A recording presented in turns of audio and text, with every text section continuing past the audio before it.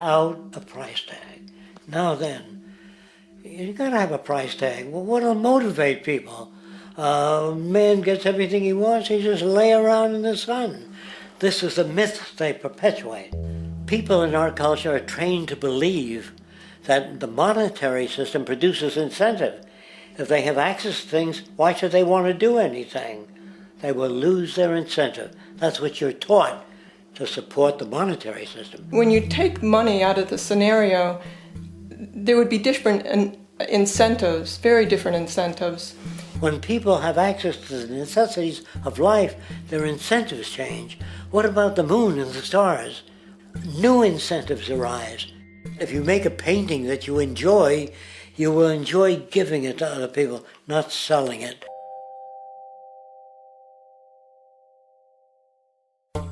I think most of the education that I've seen today is essentially producing a person for a job. It's very specialized. They're not generalists. People don't know a lot about a lot of different subjects. I don't think you could get people to go to war if they knew a lot about a lot of things. I think education is mostly rote, and they're not taught how to solve problems. They're not given the tools emotionally or within their own field of how to do critical thinking. A resource-based economy, the education would be very different. Our society's major concern is mental development and to motivate each person to their highest potential. Because our philosophy is the smarter people are, the richer the world, because everybody becomes a contributor. The smarter your kids are, the better my life will be, because they'll be contributing more constructively to the environment and to my life, because everything that we devise within a resource-based economy would be applied to society. There would be nothing to hold it back. Patriotism, weapons, armies, navies, all that is a sign that we're not civilized yet. Kids will ask their parents, didn't you see the necessity of the machines? Dad, couldn't you see that war was inevitable when you produce scarcity? Isn't it obvious? Of course the kid will understand that you were pinheads, raised merely to serve the established institutions. We're such an abominable, sick society that we won't make the history book. They just say that large nations took land from smaller nations, used force and violence. You'll get history talked about as corrupt behavior all the way along until the beginning of the civilized world. That's when all the nations worked together. World unification, working toward common good for all human beings, and without anyone being subservient to anyone else. Without social stratification, whether it be technical elitism or any other kind of elitism, eradicated from the face of the earth. The state does nothing because there is no state. There is no state. The system I advocate, a resource-based global economy, is not perfect. It's just a lot better than what we have. We can never achieve perfection.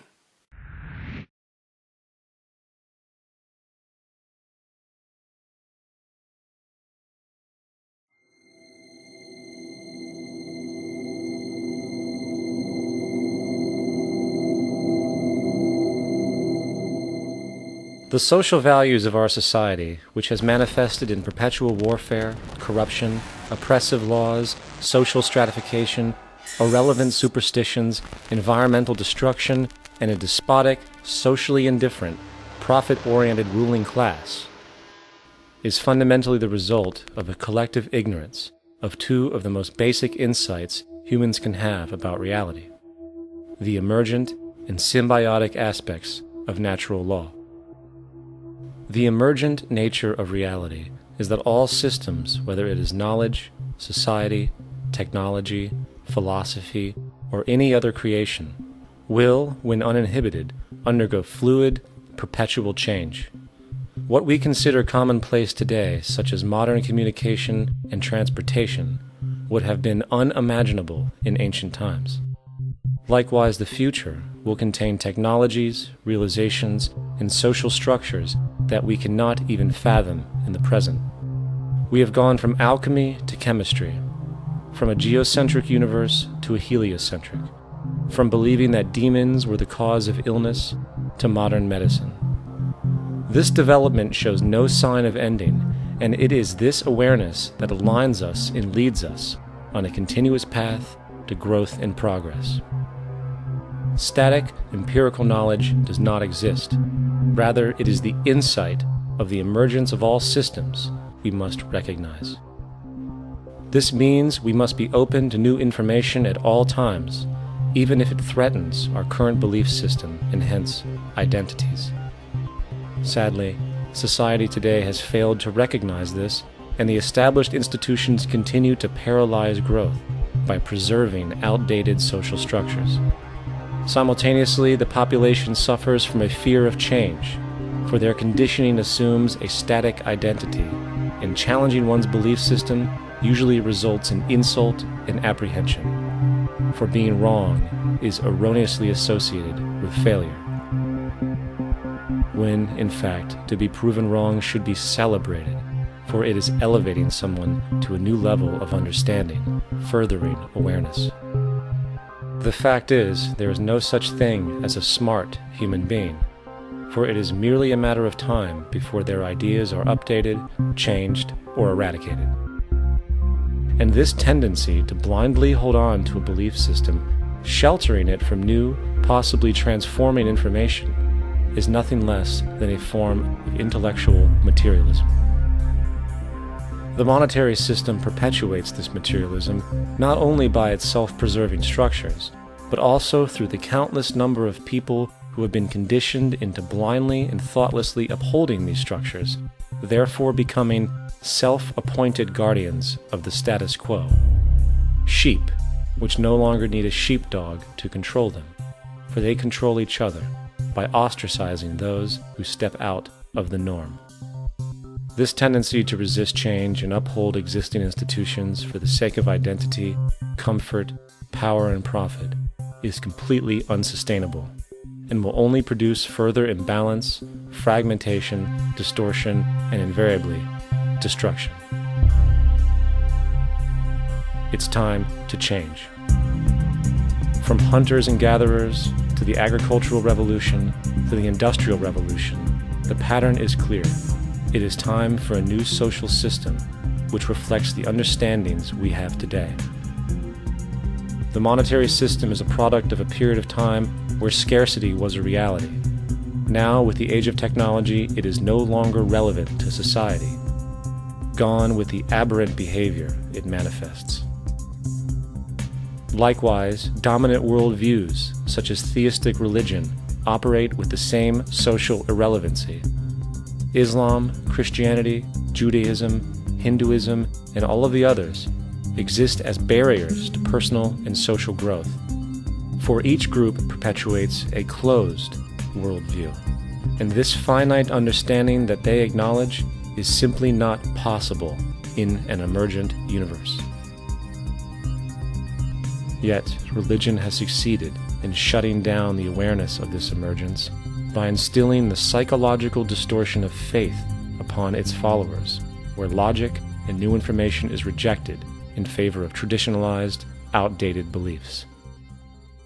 The concept of God is really a method of accounting for the nature of things. In the early days, people didn't know enough about how things formed, how nature worked, so they invented their own little stories. And they made God in their own image. A guy that gets angry. When people don't behave right, he creates floods and earthquakes. And they say it's an act of God. A cursory glance at the suppressed history of religion reveals that even the foundational myths themselves are emergent culminations, developed through influence over time. For example, a cardinal doctrine of the Christian faith is the death and resurrection of Christ. This notion is so important that the Bible itself states, "And if Christ be not risen, then is our preaching vain, and your faith is also vain." Yet it is very difficult to take this account literally, for not only is there no primary source denoting this supernatural event in secular history, awareness of the enormous number of pre-Christian saviors who also died and were resurrected immediately puts the story in mythological territory by association. Early church figures such as Tertullian went to great lengths to break these associations, even claiming that the devil caused the similarities to occur, stating in the 2nd century, "The devil, whose business is to pervert the truth, mimics the exact circumstance of the divine sacraments. He baptizes his believers and promises forgiveness of sins. He celebrates the oblation of bread and brings in the symbol of the resurrection. Let us therefore acknowledge the craftiness of the devil, who copied certain things of those that be divine." What is truly sad, however, is that when we cease the idea that the stories from Christianity, Judaism, Islam, and all the others are literal history, and accept them for what they really are, which are purely allegorical expressions derived from many faiths, we see that all religions share a common thread, and it is this unifying imperative that needs to be recognized and appreciated. Religious belief has caused more fragmentation and conflict than any other ideology. Christianity alone has 34,000 different subgroups. The Bible is subject to interpretation. When you read it, you say, I think Jesus meant this. I think Job meant that. Oh no, he meant this. So you have the Lutheran, the Seventh-day Adventist, the Catholic, and a church divided is no church at all. And a church divided is no church at all. And this point on division, which is a trademark of all theistic religions, brings us to our second failure of awareness, the false assumption of separation through the rejection of the symbiotic relationship of life.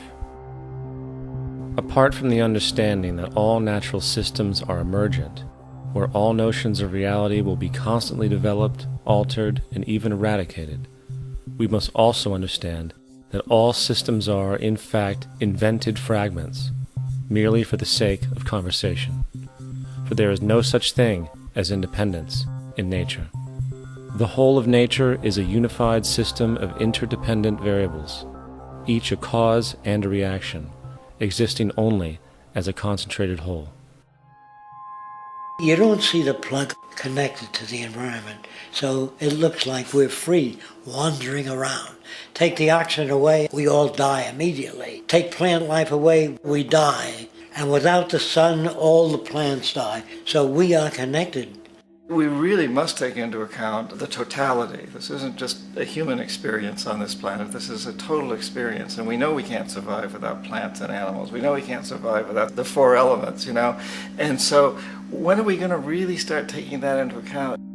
That's what it is to be successful. Success depends on how well we relate to everything around us.